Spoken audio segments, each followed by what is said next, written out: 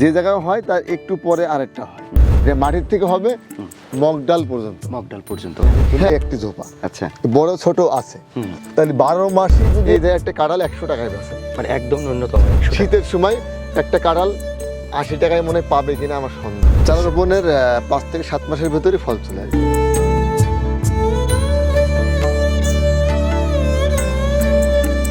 আসসালামু আলাইকুম দর্শক বন্ধু, পৌষের কনকনে শীতে আপনাদেরকে শুভেচ্ছা জানাচ্ছি আমরা 12 মাসি ভিয়েতনামি কাঁঠাল বাগান থেকে।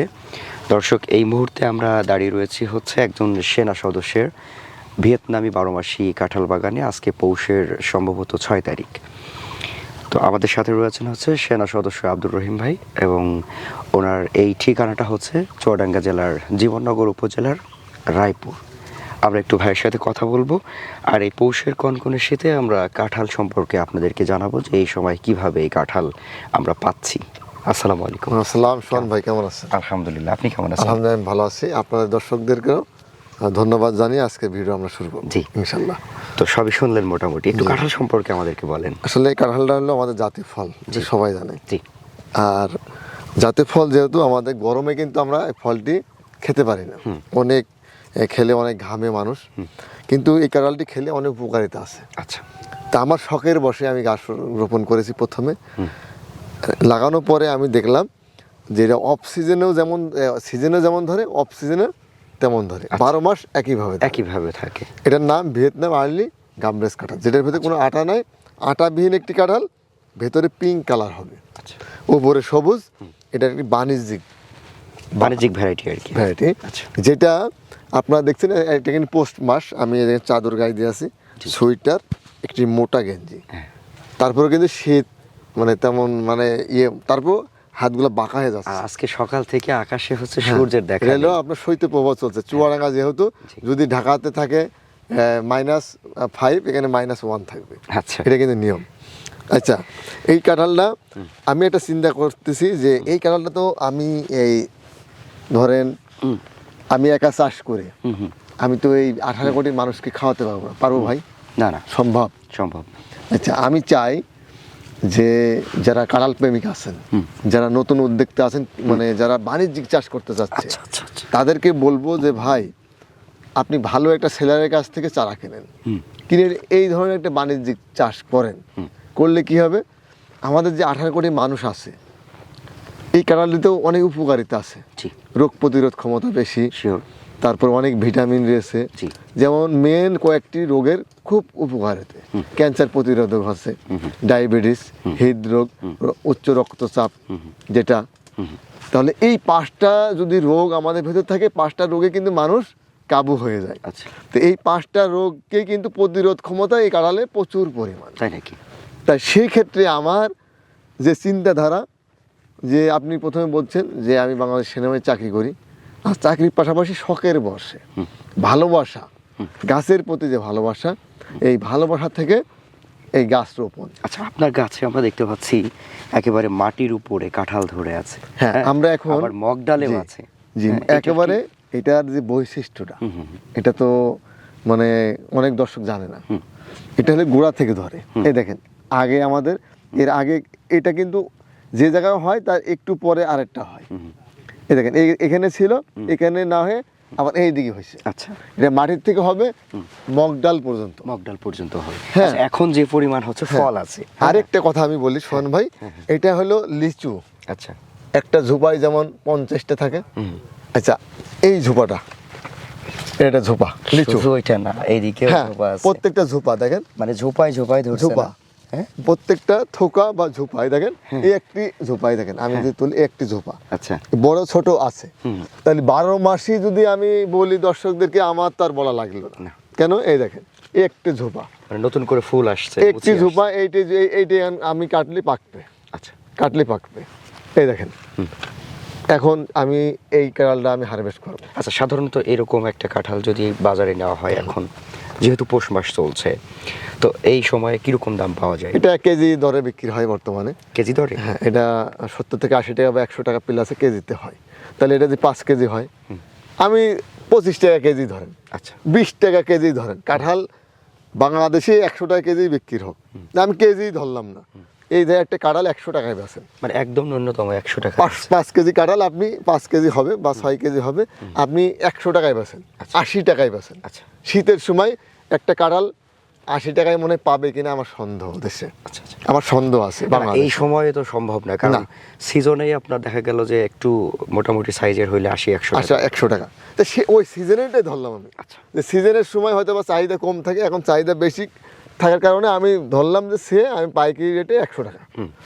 তাহলে এগুলো সব তরকারি হিসাবেও যদি আমি বিক্রি করি, যদি আমি এই গাছটি পুরো গাছটি যদি আমি গুনি, তাহলে মিনিমাম 50 থেকে 60 টাকা আমি হারভেস্ট করতে পারবো। আচ্ছা আচ্ছা, আপনি যদি 60 টাকাটা হারভেস্ট করেন, 80 টাকার হইলেও 5000 টাকা, যদি 100 টাকার বেশি 6000 টাকা।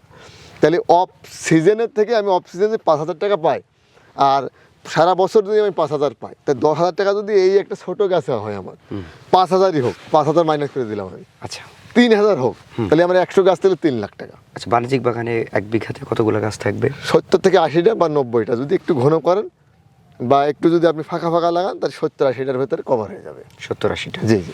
আচ্ছা, তো এখন এই চারা রোপণ তো আমি করলাম, চারা রোপণের কত বছর বয়সে আমরা এই ফল হারভেস্ট করতে পারবো? 5 থেকে 7 মাসের ভেতরে আপনার মুচি দেখা দেবে। তা 7 মাসের ভেতরে তো আপনি এটা নিতে পারবেন না।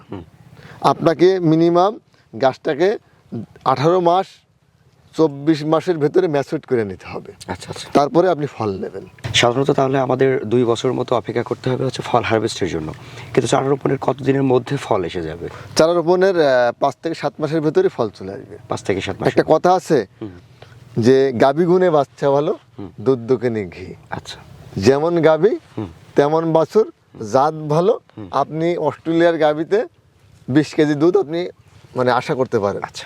আপনি যদি একটি দেশি গরুতে আপনি করেন, তাহলে কিন্তু 1 লিটার দুধ হবে, আচ্ছা। 1.5 লিটার হলো, তার বেশি হবে না। তো এটা কিন্তু অস্ট্রেলিয়ার গাভীর মতন, জাত ভালো, ঠিক আছে। নেপোলিয়ান বলেছে যে তোমরা আমাকে একটি শিক্ষিত মা দাও, আমরা একটি শিক্ষিত জাতি তোমাকে উপহার দিব। আচ্ছা, এই সেখান থেকে আমি বলবো দর্শকদেরকে যে একটি সুন্দর জাতের কাঁঠাল রোপণ করেন বা যে কোনো গাছই রোপণ করেন, ঠিক আছে। আপনাকে যে একটা শুধু কাঁঠাল গাছ রোপণ করতে তা না, আপনি একটি ভালো আম গাছও রোপণ করতে পারেন। আচ্ছা। আপনার শখের বর, যেটা শখ হয় সেটা আপনি লাগাতে পারেন, কিন্তু যাত্রী হতে হবে সুন্দর, শিক্ষিত মা দাও, শিক্ষিত জাতি উপহার দেব, এটাই কিন্তু। আচ্ছা, আপনাদের এটা হচ্ছে, এখন যদি আমরা চারা প্রসঙ্গে আসি, যেহেতু আপনি বলছেন যে আপনার একার দ্বারা 18 কোটি মানুষকে কাঁঠাল খাওয়ানো সম্ভব না, সেহেতু আপনি চাচ্ছেন যে কিন্তু চারা করে একটু প্রত্যেকটা গ্রামে গ্রামে যদি ছড়িয়ে দেওয়া যায়, তাহলে সবাই অফ সিজনে কাঁঠালটা খেতে পারবে। এই তো। তো তাহলে আপনার এই চারার আসলে কোয়ালিটিটা কেমন কেমন থাকছে, কি কি সাইজের কিরকম চারা? আমাদের এখানে আমাদের নার্সারিতে আপনার জিও ব্যাগ সেটআপ আছে, মুচি সহ। আচ্ছা। মুচি সহ নিতে পারবেন জিও ব্যাগ সেটআপের। তারপরে আপনার আমাদের জোর কলমের চারাগুলো নিতে পারবেন। আচ্ছা, আমি আরেকটু কথা বলি আপনার দর্শকরা যারা আজকের ভিডিওটি, শুধু আজকে যে ভিডিওটা করতেছি, এটার ভিডিও শুধু কৃষক ভাইদের জন্য। হতে পারে 20 তলা বিল্ডিং, সেও কিন্তু একজন কৃষক। আচ্ছা। হতে পারে না? আপনার ভিডিও দেখে যদি কেউ আমার কাছে ফোন দেয় যে ভাই চারা নিব, আচ্ছা, আমরা জানি ভিয়েতনাম কাঁঠালের চারা, ছোট চারার দাম 500 টাকা। আচ্ছা। আছে না? আচ্ছা।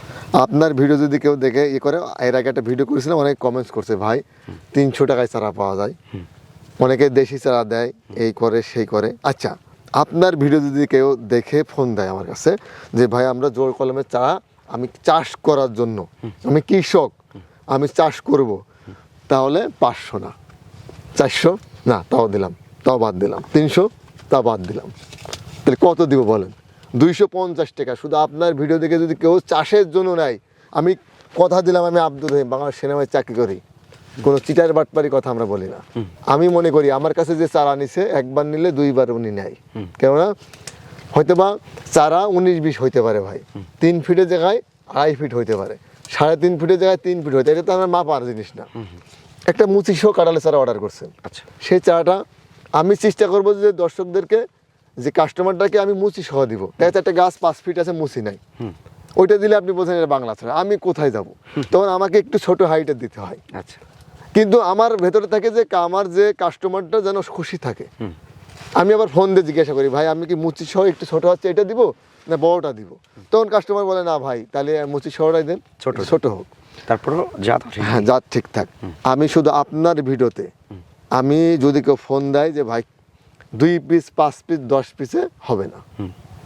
যদি বাগান করার জন্য কেউ 50 পিস প্লাস নেয় তার জন্য 250 টাকা চারা আমি দিব, শুধু আপনার ভিডিও দেখে যদি কেউ নেয়। আচ্ছা, আর যদি কেউ ছাদ বাগানের জন্য 1-2 পিস নেয় সেটার সিস্টেম? সেটা আলাদা, সেটা খরচটা কষ্টটা আমাদের বেশি, আমরা ওই দামে দিতে পারবো না। আচ্ছা, আমি কোনো বাটপারি কথা বলি না, চিটারি কথা বলি না।